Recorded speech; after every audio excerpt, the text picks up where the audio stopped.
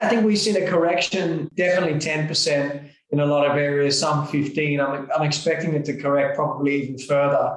I think as a result of, all of the press and talk of the market, say, correcting, that's in fact driven bias to the marketplace, because people are like, well, we haven't got value in 2 years. Now maybe we can get some value.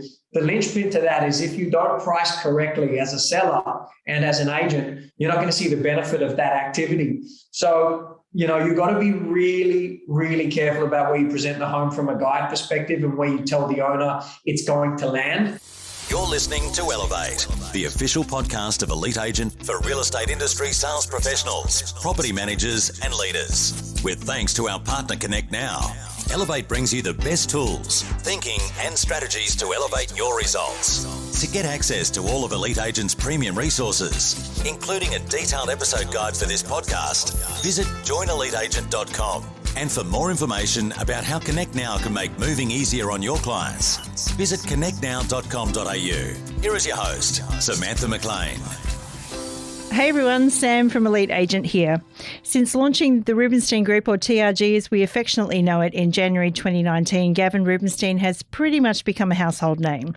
He starred in 2 seasons of Lux Listing Sydney, with a 3rd on the way, and is well known for his ambition for growth and never settling for average. So Gavin, I could have made this a really long intro, but I'm not going to. Gavin, welcome back to the podcast. Yeah, no, I mean, you've introduced me enough times by now, Sam, so it's like we're family having a catch up and a chat, so I appreciate that. Thanks for having me.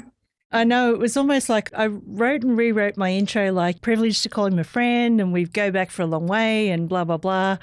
So it is really great to have you here, knowing how busy and everything you've been over the last couple of months, which brings my first question. How have you been? I've been really, really good. There's obviously been a lot of stuff going on, which is all positive and all, great learnings to be going through. It's that time of the year, and obviously COVID being over, coming into July, it's time for me to unplug. So I definitely see the light at the end of the tunnel, and I'm pretty focused on taking that break and relishing it more than ever before. But overall, really good, and really, really, really grateful for everything that's happened, the good and the bad. There is a lot to unpack today. And look, we haven't really caught up since the Lux Listings premiere in Sydney. So how was that for you? Premiere was awesome. It was the most I've ever felt in terms of the closest to a Z-grade celebrity. It was wild. It was, I don't know, man. The pace I move at is so quick, and it's quite intense, and it's always focused on the next thing. And my issue is always, do I relish all of these things enough, and do I savor them enough? And I never know the answer to that. I think it's hard to balance it. But the actual night was a ball. Like I had my father there, which is great. I know you sat next to him, and it was just, it was pretty cool. It was a pinch me moment. And I've actually had a lot of those pinch me moments, like particularly in the last 6-12 months. And so, but awesome night, awesome experience, just awesome and great to go through it. Yeah, well, it was lovely to meet your dad. I thought he was a real charmer, actually. And I did say to him, it's obvious now where Gavin gets his looks from. He's such a good man. He's almost, they don't make them like that anymore. And every time, like I talk to him a lot on the WhatsApp and the message, like almost daily at the moment, sometimes if not daily, every second day. And just salt of the earth, human gentleman. Yeah, really, really lovely. And I can tell you now, as proud as punch as any parent would be, I think. Yeah. So the market was pretty crazy last year, which we saw playing out on TV basically. And so, things have kind of calmed down a little bit now. I have to ask you, over in the East, what's going on? Yeah, I think we've seen a correction, definitely 10% in a lot of areas, some 15. I'm expecting it to correct probably even further, which is it's not crazy considering the huge growth that we saw, post-COVID, 30, even up to like 50% in some areas, and how quickly that happened. So I think ultimately what I have noticed is the market is very active. So what I mean by that is I think as a result of, all of the press and talk of the market, say, correcting, that's in fact driven bias to the marketplace, because people are like, well, we haven't got value in 2 years. Now maybe we can get some value. The linchpin to that is if you don't price correctly as a seller and as an agent, you're not going to see the benefit of that activity. So, you've got to be really, really careful about where you present the home from a guide perspective and where you tell the owner it's going to land. We got it wrong on the way up. We're going to get it wrong as it corrects. So, my practice has always been process driven. Nothing really changes for me. I'm always going to list and sell property. If anything, I think in the more challenging climates, a practitioner like myself gets busier. We get more business because, vendors, when it gets a little bit hairy, they want to have that confidence even more so that their most valuable asset is going to someone who's going to get the job done. And I'm welcoming it with open arms. And, that's underpinned by what happened in May for me, biggest month of my career, 83, 84 million personally, not the office. And we had an absolute ball doing it. So, yeah. Yeah, congratulations on that. What an amazing result. Thank you. It was a lot of fun. When we caught up just before the premiere, you did mention that you had big news coming, which we've seen the announcement now, and we sort of know that that's a bit of a rebrand going on. So TRG is going to be known as TRG now rather than Ray White TRG. Can you tell us a little bit about how that all came about? It's a good question. I mean, is it a rebrand really? I've been planning this for a very long time. And so the Ray White TRG move was the move that was necessary to make at that specific time.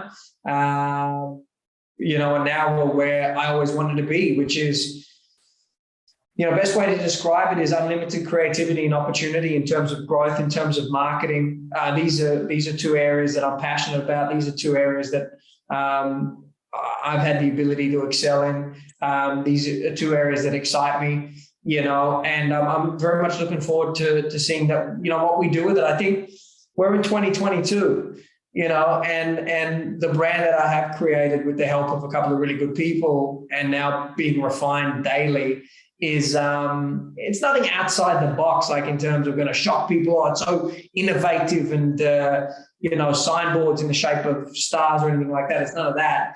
I understand the basic principles of this business, but where the problem came up for me was having people who run the brand, being the greater brand, and them telling me how to market a property. And there's no disrespect to them, but that's what I do. That's what I've done for 15 years. And I've got the view that very few people can do it as well as I can. And so that's where it became challenging. And I always knew that when the time was right, whereby I could create my own platform, and now is that time, we'd be able to do some very special things. And so that's where we landed. And at the same time, I've always said every time we've caught up, the Whites and I we're tight. We get along.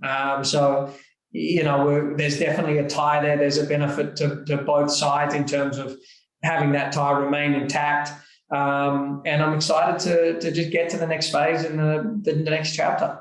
Yeah, amazing. So when do you move into Rose Bay? So Rose Bay, I'm retaining Woollahra, right? That was part of the challenge because there's obviously a Ray White Woollahra around the corner. And I'm not leaving here. No way in hell am I leaving here.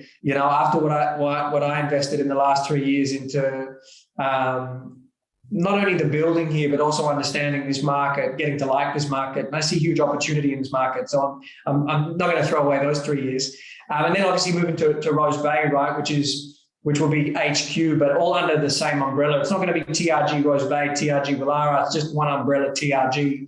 And just with the delays in construction, we're aiming for kind of September, October, all kind of depends on the OC.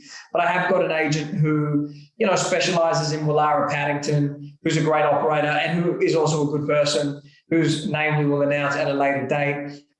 So that when we all move here and go into Rose Bay, he'll bring his team, start in Woollahra, and then I'm just going to build this up again from scratch. Because I've got 25 seats here, a beautiful office, a brand new brand coming out, and a pretty well-established profile. So, time to capitalize. Yeah, absolutely. It's actually funny, it feels like shades of the last time that we spoke when you first opened TRG, because at the time, it was a bit of an uncertain time, and you were hiring at a time when everyone was going, oh, might be time to batten down the hatches. And I sort of feel like there is shades of that now, but you're still talking growth. So tell me, does that scare you at all? No, hell no. Look, I'm in a very fortunate and unique position. Is there such thing as recession proof? What people always need to know is sales always need to occur. There are always going to be sales. It doesn't matter if the market goes up. It doesn't matter if the market goes down. There are just natural causes for property transactions and sales, particularly in my area. So people need to upsize, people need to downsize. All of these sorts of reasons whereby it will ensure that there are transactions. Now, there may be less turnover, but the reason I'm in this position is because for the last 15 years, I've sacrificed everything to build up a skill set that is huge value to owners. And so irrespective of how the market goes, I'm in a very, very good position to get lion's share of those listings, as proven by my last 15 years of practice. So am I worried? No. I've got the best people around me too. I mean, that's just evolved even better from where it was 3 years ago when we had this conversation about Ray White TRG. Some phenomenal people around me and in the business now supporting me through it all. So no, I'm excited. I'm actually not. I need a break. I definitely need a rest. I talk about these two components as a real estate practitioner, for me anyway, that over time are imperative. This thing called threshold and this thing called fight. And you've got to have a high level of fight, because what we do, or what I do, particularly in the space I play at, you've got to have a high level of fight, because you're fighting for everything. If you're not fighting for a listing, you're fighting for a staff member. If you're not fighting for a staff member, you're fighting with the supplier. You're not fighting with the supplier, you're fighting with, you've got to fight everyone, right? It's not to say fight to kill all the time, but you've got to have high level of fight. And the other side is the patience and the threshold and being able to obviously absorb everything. And for me, that's so high level now. It's not just listings and sales, which I've not only ramped up, but it's also irrespective of the management I've got in place in the office, everything comes to me at the end of the day. And I have people to mitigate that. But when it gets to the sharp end of it, it all falls on me. So at the moment, my fight and my threshold are like gone, and even some. So I definitely need that refreshment and that regeneration. But when I come back dangerous, And so and this sort of structure that I've got in place for what's next with the office, with the brand, with the new agent attacking this Woollahra paddo, with all this commercial agent. I signed papers with a top commercial guy today who is actually going to head up TRG commercial. For all of these exciting ventures that are going to come in, I'm going to come back really fresh and just attack them all with excitement. So no, I'm not scared. I'm excited, actually. Tired, but excited. So on Lux Listings, we saw people sending you hampers and things like that continually because they want to come and work with you. What are you looking for in a person? Because I'm sure there are people with pens now going, I want to come and work for TRG. So tell us, what are you looking for? Well, hit me up, man, because really contact me and show me your winner, because Rose Bay's got 50 seats. Woollahra's got 25. That's 75. We're about 30 strong. So we've got a lot of seats. What I look for? Hunger. I look for people who walk the walk, not just talk the talk. It's so easy to drop me a message because I'm so accessible, and that's just the way of the world. Whether it's through the likes of LinkedIn, Instagram, email, text message. I kind of ignore those messages I get. The ones I look at are the ones who follow me up and don't take no for an answer, because the equivalent of that is when they're in their practice and working as an agent, they're also not going to take no for an answer. And the Lux Listings hampers you saw was actually modeled off Oliver Williams, who now works for me. He's a boy who was from Orange. He's a country boy, and he had seen an episode of Real Estate Diaries, and he'd hit me up on email and text message and just wanted to have a meeting and a catch up. I was like, look, I'm busy, man. I'm not interested. And he got my attention because he sent these fruit hampers to the office, but he sent over the course of 3 months, maybe 6 or 7. And then after the 6th or 7th hamper, I was like, all right, let's meet him. And this 6'5" kid from Orange walks into my office. It's quite funny. And we sat down and we had a good conversation, and I didn't actually have anything at the time because we know space has been an issue here because we're packed like sardines right now. But I said, look, as soon as an opportunity comes up, I'm putting you in. And an opportunity came up. I called him that night. He's been here now a year and a half, and he was the top performing associate for the last 6 months of last year with no real estate experience. And the top performing associate of the last 6 months is Matt Kemeny, who's also my guy, who also wasn't in real estate 2 years ago. So I definitely have noticed these guys come in without any experience who are young, hungry, or girls, not just guys for that matter. I want both. I don't want to pigeonhole it. And if they're serious about a career and ready to commit like these guys do, by no means is it easy, but if they've got that commitment, we can do some great things together. So that's what I look for. I look for like people who are not just talking about it, people who actually be about it, and their actions map up kind of what they're saying. It's so easy to say, I want a career in real estate. I see a TV show, I see your Insta profile, I see all this stuff that really means nothing.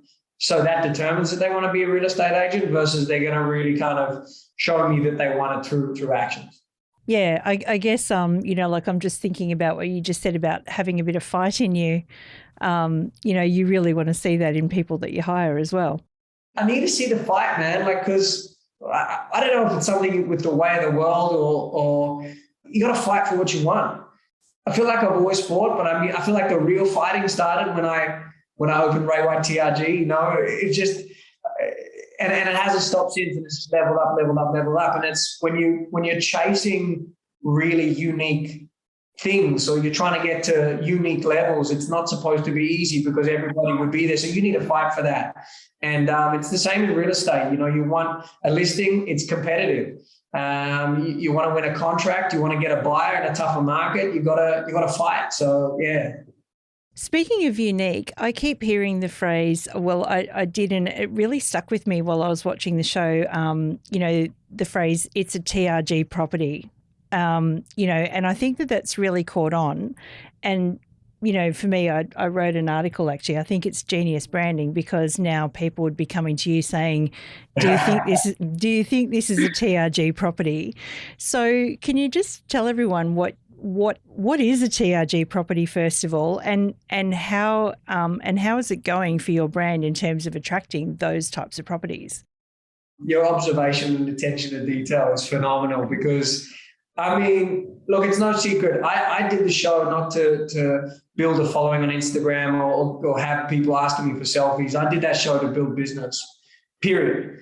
And people can say what they want, good or bad about it, but it's had an enormous effect, a significantly positive effect on my business in terms of revenue and also recruitment and putting me in the position to, do certain things that I am doing, like an unprecedented deal with Ray White in the residential space to be able to brand without a brand, if that's a way to phrase it. And so going into the show, it was it was well thought out ideas on how I could capitalize later on. And that was just one of them. So whenever we came across, a house that was essentially fit the bill of what we were targeting, luxe properties, pretty much high end, really, really sexy. Even if they weren't really sexy, but they were really expensive, we'll also kind of say it. And it caught on. And I remember season 1 talking to Shani and Taz, whom you really get to meet in season 3 because it's all kind of based around their engagement. They just got engaged. And it catches on, and I start to tell everybody. And I have had people come to me in the marketplace and say, "Is this a TRG property? Is this a TRG property?" So it works. And what's the brief for it? I guess the brand's been built to market luxury property. What's the definition of luxury property? It can either be in the finish or it can be in the value. Either or is gonna fit the bill. And most properties in the eastern suburbs, I guess, fit that bill, right? But it's worked so far, yeah. So how do you handle listings that are not TRG properties without damaging the brand? How do you get out? How do you slowly go, no, that's not it? Well, I think property prices in the East are so strong. Every property is a TRG property in the East. Fair enough.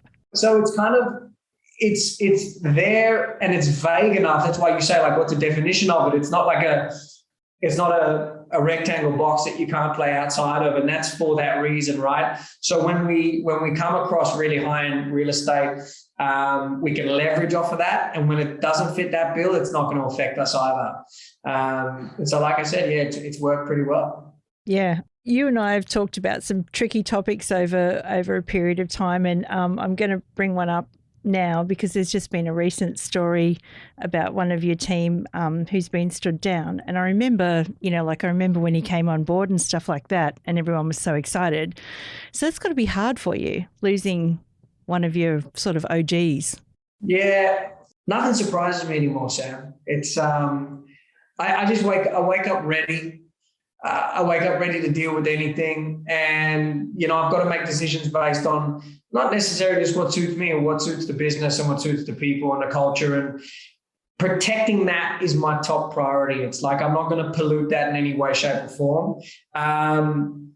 Ed was stood down based off of a non-related issue to his personal issues. I had no idea about the personal situation. It's not really my business. I'm not getting into it. But whatever was happening personally was having an effect internally, which then affected, it was starting to have an effect on the internal situation. And that's when I had to step in and say, hey, look, I think you need to take some time. And that's just what I've done. So we'll see how that plays out. I've known Evan a long time. I do wish him all the best and hope that he does sort everything out. And if and when he does, I'm going to be there to have a conversation with him. It's like I said before, this is not supposed to be easy. If you're playing in a rare airspace, is what I call it, right? You're bound to deal with challenges. It's just the universe has to balance. It can't be all good, and there is so much good. There are even times when I'm like, this is too good. I'm like, right now there are too many good things happening. This is way too good. Something's about to hit. Tragedy's about to hit somewhere, somehow, and I need to be prepared. And so, I'm definitely not cynical. I'm an optimistic, very positive person, as you know, but I'm a realist. And, like I say, waking up every day prepared for anything to happen and phenomenal people around me to help deal with it when it does. Just something that goes in that category. Yeah. Well, what I was going to ask you is, is it harder to be a real estate agent or a leader? I don't find either hard. I think I'm a natural born leader. I think I've been a leader since I was a kid. And just starting my own firm and watching it grow, and the plans I got for the future is obviously, the desire to do more of that grows and grows and grows the deeper I go, as challenging as it is. But I like being challenged because I like learning and I like developing as an individual. And there's nothing like being a leader and a real estate agent for that fact that teaches you more about yourself and about people and just prepares you. So because that's what I do, I don't find it hard. Like, I find it hard to, cook a 5-star meal. You know what I mean? Like, I cook some gourmet food. I find that hard. I find it hard to be, at this point in my life, a parent. So, respect to all the parents out there, and that's huge responsibility to me. So it just depends where you're at. Some parents of 3 or 4 would look at what I do on a daily basis and the problems I solve and the plates I spin and where I'm taking it and say, I can't believe you do that. But then I turn around and say, well, you're the real MVP because I can picture myself doing that right now. So, being a leader and being a real estate agent is what I do. And lead from the front, man. Yeah, we'll just say for most mere mortals, neither are easy. It takes hard work. Yeah. Something else that's not easy, and this only occurred to me, as I said, I did write an article. I think it was called 5 Marketing Lessons from Lux Listing Sydney, and I think I'd picked out some of the really positive branding angles that I could, like one being the TRG property, and everyone seems to have a personal brand. Anyway, I got a few ugly comments on it, I didn't get that out of Lux Listing Sydney. They're just, full of hot air and blah, blah, blah. Yeah. I'm sure you can picture it.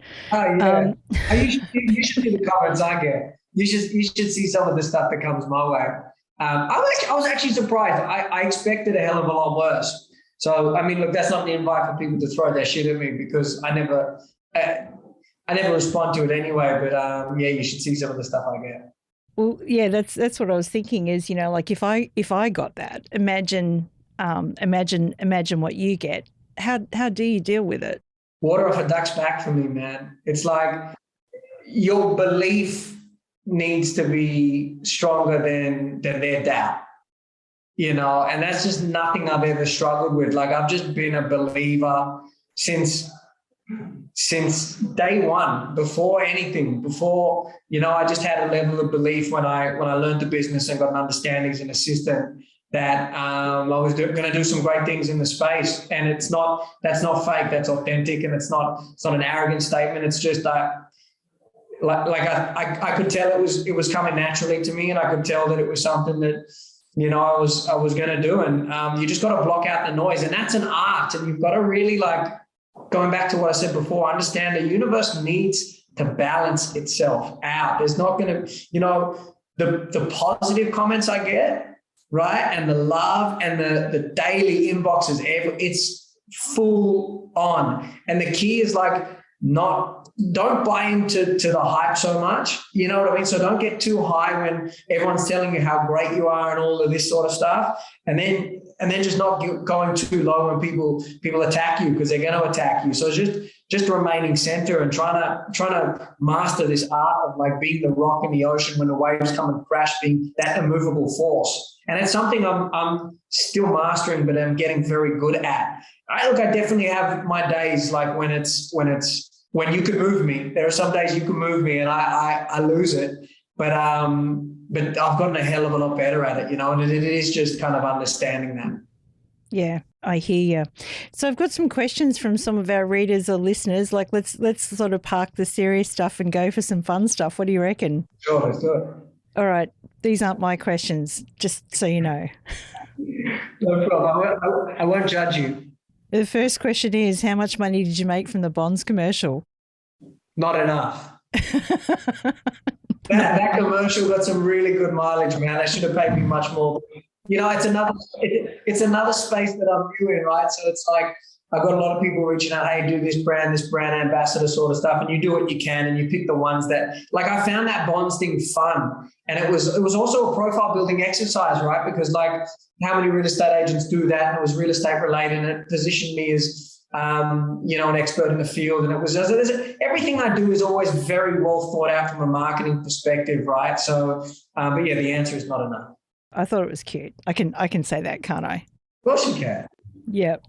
Some people want to know why you stayed with Ray White when it's pretty clear that you could have gone out on your own. I mean, I feel like I know the answer to this question. You've talked about Kobe Bryant before and spending your whole season at one club. And you've also talked about the need to be competitive, that Ray White is the NBA, whereas some of the other competitions are kind of like not the NBA, let's just say. I love the Whites. Dan White is a dude. He's just I look at what I do, and struggle with it. You talk about fight threshold and the fact I need a break, and you look at his level and he is so cool, calm, collected, and you can learn so much from him. So first and foremost is that relationship there that's just gone from strength to strength in the last 3 years, right? It's really blossomed. And then the second point, it's like you said, it's like, let's say that I continue to build, these offices that I feel Woollahra and I feel Rose Bay, which I will do in, 2 or 3 years, however long it's going to take me. And I have 75 staff. It's like, well, do I want to compete with 75 staff, and do my staff want to compete with 75 staff, or do we want to compete with 20,000 agents nationally? And I think what the White family have done is created the best real estate community in the country. Without fail, you just can't look at it and no one comes close. None of the franchises, none of the brands, they're not even in the conversation, because a lot of them are dying off, whereas Ray White continues to evolve and gain market share, right? So, for me, and when I say real estate community, it's for the likes of Loan Market, White Partners, HTL Property, Ray White as a business, now TRG. It's a community. It's not just Ray White. That's why I say the White family. And I think there is a lot of benefit benchmarking in a much larger community versus, say, those 75 people, because it's helpful when I can look at my business, say, 3 years down the track with 30 employees and say, how am I tracking versus a business, say, in Gold Coast, the number one business in Gold Coast that's been around 20 years with 200 employees, per capita, how are we doing? Are we on the right track? Are we ahead? Are we behind? There's precedence that if you use it to your advantage, you can follow and benefit from. And those sorts of resources, I just never want to go without. The recognition programs, the get-togethers when we all get together. I value all of that stuff. And obviously, with the revised deal, the fee I'm paying is nowhere near what it was before. So there's a very mutually beneficial deal here now at the table for everybody, not just myself in my office. It makes sense because they're not providing the branding. They don't have to dedicate the time to watching what I do. I'm doing all of that stuff now. So it's all just a good solution for everybody. And that's why I stayed with it. I had wondered about that actually, just sort of, like darting back into my own little musings about the situation, because Ray White have an amazing back end. Like there is, amazing. I know, Macca and I sort of talk a lot, and so, it feels to me like you've got the best of both worlds now, which is your own brand and a world-class back end, if you like. That's bad language, isn't it? No, I think, listen, Mac is my coach, right? Like my personal real estate coach. I use him. I know people know, they don't know. Like I work really closely with him. He's a big reason for that month I had in May, because when the gear shifted and it was getting tough, even I was somewhat conditioned by this crazy market we've seen in the last 2 years. So he really helped getting me on track. Shout out to him. For people who get it, they'll look at the deal and describe it just like you did, which is exactly what it is. It is the best of both worlds. It's a hybrid. It's absolute poetry. And those who don't get it just don't get it. And I don't really care. Yeah. For me, I'm very comfortable with where it's landed. And hopefully it's the future. It doesn't change from here. Yeah. Speaking of the future and back to the fun questions, when's Remy back and how are you getting along with the little guy? He's my nemesis. I went to his baptism yesterday. Yep. On which is great. He's such a big boy. He's I reckon in a couple of months he'll be bigger than me. He's such a cutie. But he definitely has taken all of her attention. And we were at a photo shoot the other week, and just natural force of habit, I was like, Ram, can you grab me a coffee? She looked at me. She's like, I've got to go look after my child, Gav. And I was like, yeah, I don't think she's ever said that to me in forever. But she starts August 1st. And what's very exciting about her starting back up is I had to sacrifice Remy for the greater good of the business when we opened, because I needed someone for marketing. And I knew that was a very important part of the process that had very little room for error. And one great thing about Remy is she rarely makes an error. She is, even more so now, appreciative than ever before. And, I've always appreciated her. She is just such a huge asset. So I had to sacrifice her when we started to put her in marketing to run that side of it. Now the business, we've got people in marketing, we've got people in HR, we've got chief of staff, we've got a lot of people in a lot of good positions. And I found I've got a lot of people doing a few things for me. So I'm just centralizing it completely. She'll be my EA. The only person I'll talk to is her. And then she'll talk to people, so we're peeling it way back to the OG, which is a better phrase for you using it. It's just going to be me and her. And I cannot wait, because no one knows me better than her. So it's going to be awesome. Yeah, amazing. Speaking of women, actually, last time when we talked, you mentioned that Simon had been spoken for, so we can't put him forward for The Bachelor. But what about you? Have you had time for someone special in your life? Simon is actually, he broke up with that girl. I think they lasted about 2 weeks. I'm calling Osher now. Call Osher, get him on there. I was actually, at the time I was dating someone. Funny enough, I'm still dating her, and I've been with her for. I've been faithful now for 6 months. Did you hear that? That was the sound of hearts breaking all over Australia. That's been the longest tenure for me for 10 years. So I'm pretty happy with her. It's go through challenges like most people, and she gets my process, which I think is the biggest challenge. But I'm enjoying it, man. She's coming with me to Europe next month, and we'll see how it goes. Okay, so you're out. I won't tell Osher about you, but Simon. Simon's in. You got to get him. Look, I definitely think, before I leave this space, I want to cross over between The Bachelor and real estate, like a proper one. Make sure you get a fee on that too if you meet a nice girl. Absolutely. Absolutely. Okay, so you mentioned that you just had your biggest month ever, 84 million in a month.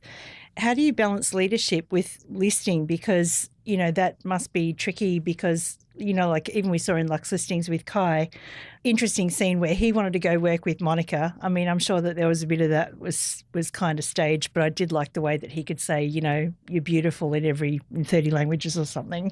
That was like gold. But how do you manage that leadership with, being there to support your team? It's having the energy to do it. It's having the determination to do it. And it's just understanding like when to push, when to pull. There comes a time when, I've got to put things on my back and I've got to say like Lux Listings, the filming was wrapped kind of last year. So not that I didn't do both really well at the time, but I just kind of let the team know as a courtesy, maybe in the next 4 to 6 weeks, I'm not going to be able to respond to you as quickly as I usually do, but I always will respond and kind of pre-frame it like I'm really going to lock into the selling side of things, but always still be there. So it's just being on from morning till night, committing to it. I have no other distractions. So when we talk about things like, I'm not married, I don't have kids, my commitment is this. You talk about the leadership thing and the real estate agent thing, and that's my commitment. And I have no other distractions outside of that. Everything, as you know, from a team perspective, is outsourced. It's managed in my life. So it allows me to just hone in and make sure that I don't fall short in any area. And I haven't. Like when you look at the likes of Lux Listings, which some people would maybe have thought would have been a distraction, it wasn't. I managed it. It wasn't easy, but I managed it. I had a major injury start of the year with a bulging disc, pinched nerve that, I wasn't sleeping for 3 months, which was major adversity. The likes of the deal, the negotiation for this deal, for the rebrand, if people knew what went into this stuff, it's like, they just see the article and, pretty picture and think, oh, cool, but the work, the I's you got to dot, the T's you got to cross.